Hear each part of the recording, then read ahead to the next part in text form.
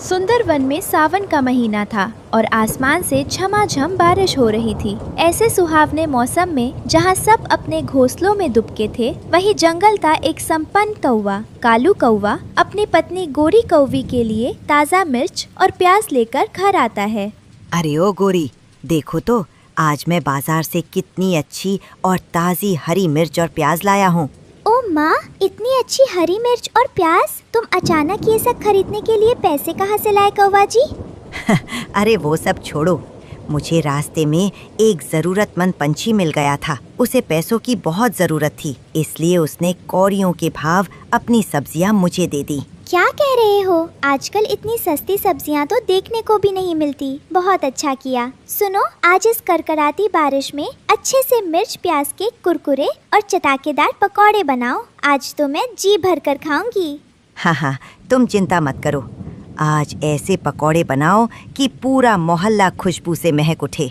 तुम निश्चिंत होकर काम पर जाओ। उधर दूसरी तरफ टुन्नू चिड़िया का परिवार बहुत सादगी और मुफलिसी में रह रहा था। लगातार होती बारिश के कारण उनके घर में खाने का संकट था और आज तो नमक भी पूरी तरह खत्म हो गया था। टुन्नू की पत्नी रानो अपने नन्हे बेटे कुकू को बुलाती है। कुकू, बेटा कुकू, एक बार इधर आओ तो बेटा। क्या हुआ माँ? मैं तो अभी खेल रहा हूँ, क्यों बुला रही हो?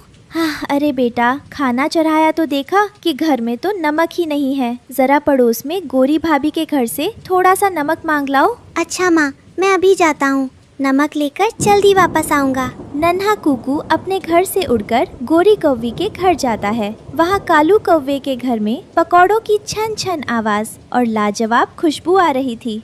ओ गोरी चाची, क्या कर रही हो? कौन है भाई इस सुबह सुबह? ओह, तो कुकू तुम हो। आज इधर कैसे रास्ता भूल गए? माँ ने भेजा है क्या? हाँ चाची, हमारे घर नमक खत्म हो गया है। माँ ने कहा कि थोड़ा सा नमक दे दो। ओहो, तुम लोगों का नमक भी हमेशा खत्म ही रहता है। तेरा बाप दिन भर क्या करता है? कोई कामकाज नहीं करता क्या, जो एक पैकेट नमक भी नहीं खरीद सकता? पिताजी तो बहुत काम करने की कोशिश करते हैं चाची जी, लेकिन इस बारिश में काम हमेशा नहीं मिलता। काम नहीं मिलता या तेरा बाप बस बैठे बैठे मुफ्त की रोटी तोड़ता है? ये लो नमक, और सुनो, रास्ते में इसे बारिश के पानी में भीगा मत लेना। चाची जी, कितनी अच्छी सुगंध आ रही है उस कढ़ाई से। क्या तल रही हो आप? हरी मिर्च और प्याज के पकौड़े बना रही हूँ। खुशबू तो आएगी ही। क्या कभी खाया है ऐसा कुरकुरा और चटाकेदार खाना? नहीं चाची जी, पर खुशबू बहुत अच्छी लग रही है। पकौड़े देखने में भी बहुत सुंदर होंगे ना? अरे खाएगा कैसे? जिसके घर में नमक नहीं रहता वो मिर्च प्याज के पकौड़े खाएगा। खुशबू लेकर ही अपनी भूख शांत कर ले और संतोष कर। चल अब यहाँ से निकल, मुझे अभी खाना बनाना है। मैंने चाची से खाने को तो नहीं मांगा था, फिर भी उन्होंने मुझे ऐसी बातें सुनाई। अगर मेरी किस्मत में हुआ तो एक दिन मैं भी जरूर मिर्च प्याज के पकौड़े खाऊंगा। कुकू उदास होकर रोता हुआ अपने घोंसले में लौट आता है। बाहर बारिश और तेज हो जाती है। कुकू खिड़की के पास बैठकर फफक फफक कर रो रहा था। तभी टुन्नू चिड़िया घर आता है। क्या हुआ कुकू बेटा, तुम इस शाम के समय खिड़की के पास बैठकर अकेले क्यों रो रहे हो? क्या किसी ने तुझे कुछ कहा है? पिताजी, माँ ने मुझे गोरी चाची के पास नमक लेने भेजा था। वहाँ गया तो गोरी चाची ने मुझे बहुत भला बुरा कहा और मेरा मजाक उड़ाया। लोगों की बातों पर ध्यान मत दे कुकू बेटा, उनके पास धन दौलत बहुत है, इसलिए वे सबके साथ ऐसा ही बर्ताव करते हैं। तू आंखें पोंछ, मैं तेरे लिए खाना लाता हूँ। नहीं पिताजी, गोरी चाची ने आज मिर्च प्याज के पकौड़े बनाए हैं। आज मेरा बहुत पकौड़े खाने का मन कर रहा है, मैं तो वही खाऊंगा।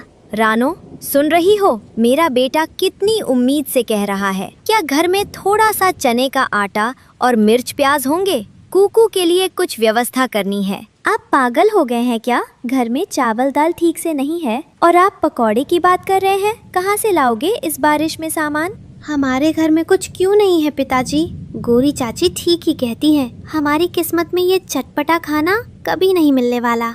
तू बिल्कुल मत रो बेटा, तेरा ये सूखा और उदास चेहरा मैं नहीं देख सकता। मैं अभी बाजार जा रहा हूँ। जैसे भी हो तेरे पकौड़े के लिए सामान की व्यवस्था करके ही लौटूंगा। टुन्नू उड़कर बाजार की ओर जाता है। थोड़ी देर में वो बाजार पहुंचता है, लेकिन भारी बारिश के कारण पूरी बाजार एकदम सुनसान थी। चारों तरफ कीचड़ और पानी भरा था। तभी टुन्नू की नजर एक सब्जी बेचने वाले पर पड़ती है। ये क्या, बाजार में तो कोई परिंदा भी पर नहीं मार रहा। बारिश के कारण कोई व्यापारी नहीं आया क्या भाई? अरे भाई, इस आफत की बारिश में सब्जियां बड़ी मुश्किल से बाजार आ रही हैं। जब माल ही नहीं है तो बेचने क्या लाएंगे? भाई, मेरा छोटा बेटा आज पकौड़े खाएगा कहकर बहुत रो रहा है। इस मिर्च और प्याज की क्या कीमत रखी है? बाजार में आज सब्जियों का अकाल है भाई। ये प्याज और मिर्च लेना है तो पूरे 50 रुपए के पाव भर मिलेंगे। 1 रुपया भी कम नहीं होगा। क्या 50 रुपए? मेरी जेब में तो सिर्फ 30 रुपए हैं। इसमें तो 2 प्याज भी नहीं आएंगे और अभी तो मुझे तेल और बेसन भी खरीदना है। तो फिर मेरा समय बर्बाद मत करो। इस दाम पर नहीं ले सकते तो यहाँ से चलते बनो। जेब में पैसे नहीं और चले आए मिर्च प्याज खरीदने। अजीब हो भाई तुम भी। टुन्नू की सारी उम्मीदें टूट जाती हैं। वो सोचता है कि अब वो बेटे को जाकर क्या मुंह दिखाएगा। तभी अचानक बारिश और तेज हो जाती है। टुन्नू खुद को बचाने के लिए एक बहुत पुराने बूढ़े पेड़ की डाल पर बैठ जाता है। वो थका हुआ था, इसलिए उसे नींद आ जाती है। थोड़ी देर बाद जब वो उठता है तो बारिश रुक चुकी थी। अरे, बहुत देर हो गई है और अब बारिश भी रुक गई है। जल्दी घर जाना होगा। कुकू राह देख रहा होगा।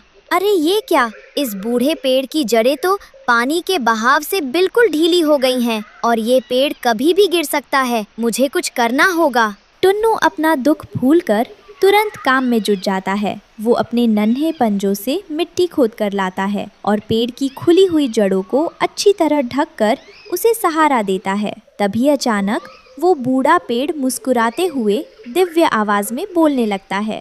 तू डर मत टुन्नू, मैं ये पेड़ बोल रहा हूँ।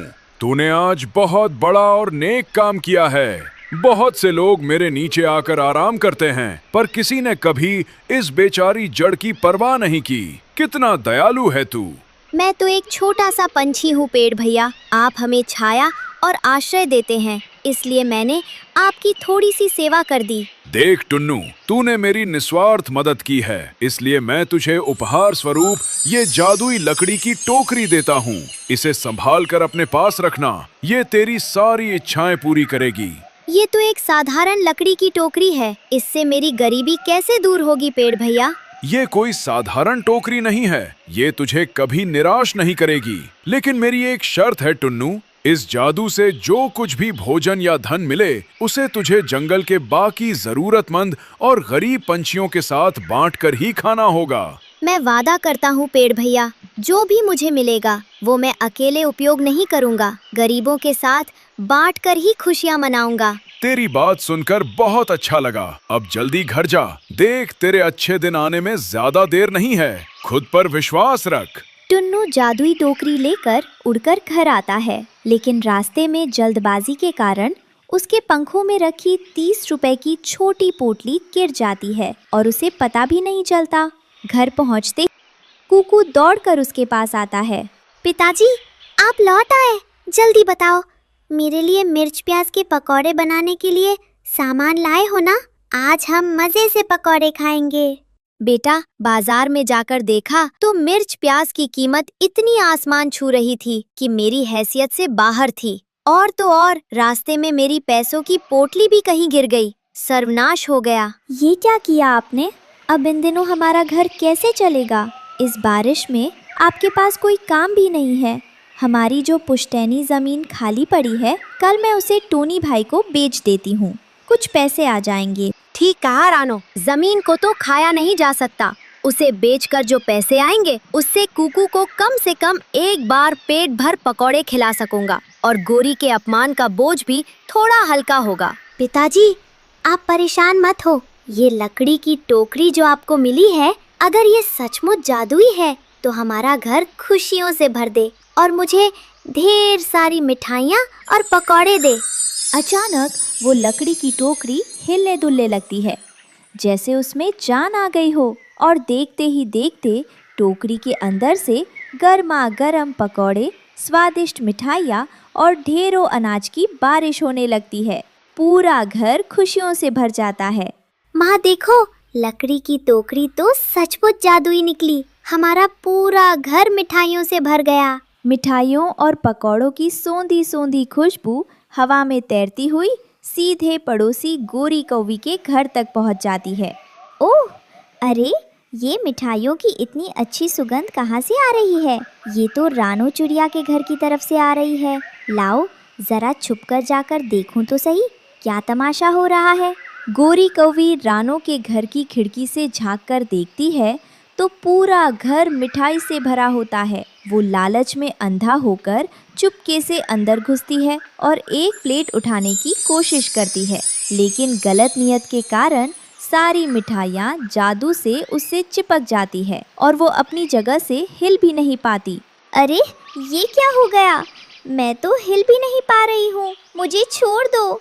मैं कभी किसी की चीज़ पर लालच या चोरी नहीं करूँगी। मुझे बचाओ कोई। अरे गोरी दीदी, आप सुबह सुबह हमारे घर मिठाई चुराने आई थीं क्या?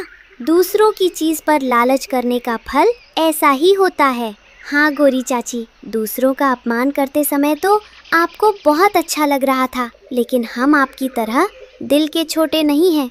मैं आपके अपमान की बात भूल गया हूँ। माँ जब मिर्च प्याज के पकौड़े पकाएगी तो आप भी आकर आराम से खा लीजिएगा। गोरी शर्म के मारे पानी पानी हो जाती है। जब मिठाइयाँ उसे छोड़ती हैं तो वो सिर झुकाकर अपने घर भाग जाती है। इसके बाद टुन्नू चिड़िया अपनी पत्नी से कहता है, रानो, आज इस जादुई टोकरी से जितने मिर्च प्याज और बेसन चाहिए सब ले लो और मन भर के पकौड़े बनाओ। आज हमें पूरे जंगल के गरीब पंछियों को दावत देनी है। मैं पेड़ दादा से किया वादा नहीं भूला हूँ। दूसरी ओर जब कालू कौवे को पता चलता है कि टुन्नू के घर में कोई जादुई टोकरी है जो सब कुछ दे सकती है, तो वो लालच में अंधा हो जाता है। गोरी, जिस टुन्नू के घर में कल तक नमक नहीं था, आज वो पूरे गांव को दावत दे रहा है। मुझे लगता है उसके हाथ कोई जादुई चीज लगी है। आज रात ही मैं उसके घर धावा बोलूंगा और वो जादुई टोकरी चुरा लाऊंगा। कौवा जी, तुम ही जाओ। मुझे तो एक बार लालच का सबक मिल चुका है। मैं नहीं जाऊंगी।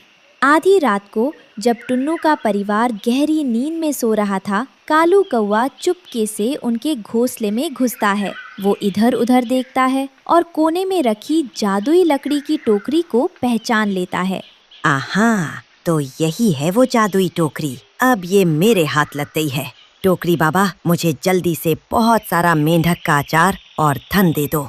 लेकिन चोरी की नीयत और गलत इरादे से मांगी गई इच्छा का परिणाम भयानक होता है। टोकरी से धन नहीं, बल्कि ढेर सारे नटखट और उछलते हुए असली मेंढक बाहर निकल आते हैं। वे मेंढक कालू कौवे को चारों तरफ से जकड़ लेते हैं और उस पर कूदने लगते हैं। ओह बाबा रे, बचाओ अम्मा! मैं तो चोरी करने आया था और यहाँ तो लेने के देने पड़ गए। भागो, वरना ये मेंढक मुझे ही कच्चा चबा जाएंगे। कालू कौवा जान बचाकर आसमान की तरफ भाग खड़ा होता है। टुन्नू की आंख खुलती है तो वो दूर से कौवे को भागते हुए देख लेता है। अगली सुबह बाहर जोरों की बारिश हो रही थी, लेकिन टुन्नू के घर में आज भी बहुत चहल पहल थी। बूढ़े पेड़ के आशीर्वाद से अब उन्हें घर में किसी चीज की कमी नहीं थी। पिताजी देखिए, बारिश थमने का नाम नहीं ले रही। फिर भी आज हमारे घर कितने लोग आए हैं और सब कितने खुश हैं। हाँ बेटा, तुमने सही कहा। जब हम दूसरों के साथ अपनी खुशियाँ बांटते हैं तो ईश्वर हमारे भंडार हमेशा भरे रखता है। अरे रुकिए रुकिए, आज की स्टोरी तो खत्म हो गई, लेकिन हमारे प्यारे दोस्तों के लिए एक बहुत ही मजेदार सवाल बाकी है। हाँ प्यारे दोस्तों, अगर आपको एक सीधे सादे परिवार की दयालुता और इस जादुई लकड़ी की टोकरी की कहानी दिल को छू गई हो तो इस वीडियो को लाइक करें, दोस्तों के साथ शेयर करें और हमारे चैनल को सब्सक्राइब करना बिल्कुल मत भूलना। और हाँ, कमेंट में जल्दी से लिखकर बताओ कि अगर आपको ये जादुई टोकरी मिलती तो आप बारिश के इस मौसम में अपने लिए सबसे पहले क्या मांगते। सही और मज़ेदार कमेंट करने वाले बच्चों का नाम हम अपनी अगली वीडियो में स्क्रीन पर दिखाएंगे। जाइए और जल्दी से कमेंट कीजिए। बाय बाय, मिलते हैं अगली वीडियो में। अपने माता पिता का हमेशा आदर। अब्दुल, काव्या, स्नेहा, गुरनाज कौर गिल, हरविंदर सिंह, कुमकुम।